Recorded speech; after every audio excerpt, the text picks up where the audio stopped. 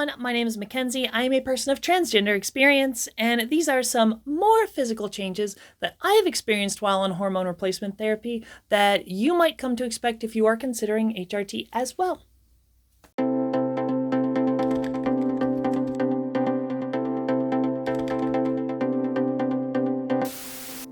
Starting with the obvious one, breast tissue.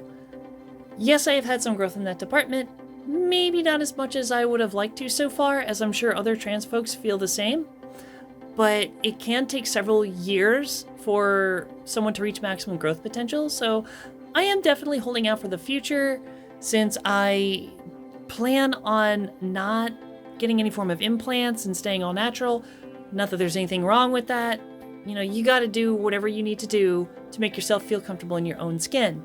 When I first started HRT, it took probably a few months, if not a little bit longer, to really start to notice any actual changes in my chest. And I don't think I actually noticed until I bumped into something and realized just how sensitive they were. And when I say sensitive, I don't mean like in the fun way. Like, yeah. It sucked. It sucked. It sucked. The best comparison I think I can make is like when you're sore after like a really intense workout, that but worse, because it's not only this like deep like muscle pain, but like on top of it, it's like surface level pain as well. It becomes super sensitive to even the lightest touch. I think the best term to describe it would be just extra tender. Like, you won't realize just how much you use your chest muscles and how much you, like, brush up against things and bump into things until you start feeling these changes. You will inevitably brush and bump your chest up against doors, walls, chairs, even hit yourself in the chest with your own hands. It will suck. You will learn your lesson, and then you will promptly forget that lesson and do it over and over again while it's still super tender.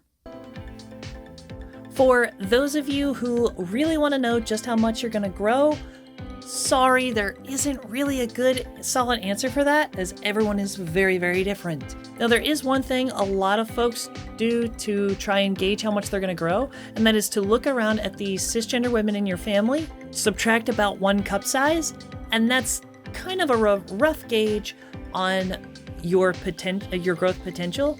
This can vary widely just based off the person's lifestyle, genetics, and your general body composition.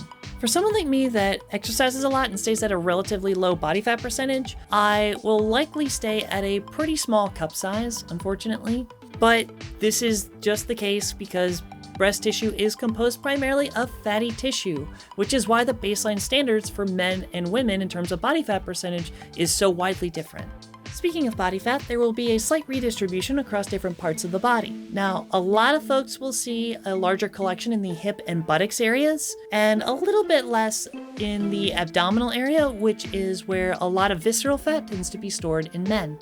Again, your mileage may vary depending highly on your genetics and your lifestyle. For me personally, I have only seen a small change in my hip and buttocks areas outside of workout gains. But I have noticed a slight decrease in my waist size, only just so. Now around this time as well, you might experience a little bit of pain in your hips as they grow as well. It's gonna be a similar form of pain to the breast development, but maybe to a lesser extreme. Moving up, you'll notice that your face probably changes a little bit.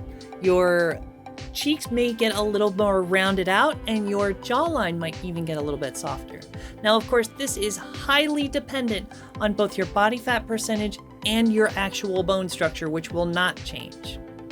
Your skin, your largest organ, will undergo some fundamental changes. It will get softer and thinner. Hooray. Now, this will take some time. The process is very slow. For me personally, I didn't really notice until about 8 months into my transition. It'll probably be brought to your attention once you start seeing bruises appear that you didn't even realize how you got them. Now, the big ones will look a lot nastier and will probably last a lot longer due to the sensitivity, but this is all part of turning into the more delicate person that you are transitioning to be. Neat! Unfortunately, other skin blemishes will become a little bit more apparent as well, and you'll quickly come to realize why foundation and concealer are considered fundamental makeup pieces. Speaking of that thin skin, prepare to be cold. Your whole body, especially your hands and feet, pretty much all the time. Like, all the time. No idea why. If you ever wondered why women love to layer clothes so much, there you go. One of my favorite changes has got to be the change in my hair. Your hair will probably start coming in a little bit fuller and healthier. The low testosterone in your system means a minimal amount of dihydrotestosterone, or DHT, which is a leading cause of male pattern baldness, along with body, pubic, and facial hair growth. This basically means keeping the hair where you want it, on top of your head, and less so on the other places of your body and your face. The areas that I have noticed the most difference are my chest and my arms. My chest hair is almost non-existent, very thin, and basically colorless. The hair on my arms have had a somewhat similar effect, except less of an extreme. Yes, I do shave, I have for a long time, I am aerodynamic. My facial hair does still exist, but it does grow in a little bit slower naturally. I've been fortunate enough to have laser hair treatment on my face, which has done a lot of good in terms of minimizing the amount of facial hair and the thickness that it grows in, but there are still some stubborn areas that persist. I have heard a lot of good about electrolysis from some friends who have had it done. Unfortunately, I just can't afford it as of now. Stretch goals. That's about it for this video. If there are any other physical changes that I haven't covered that you're curious about, please leave a comment down in the description and I will try and tackle that in another video. Don't forget to hit the like and subscribe button down below to see more of my videos, which may or may not include my existential dating crisis, trying to recreate Instagram food recipes, and little bite-sized fashion tips for my queer friends. I'll see you in the next one.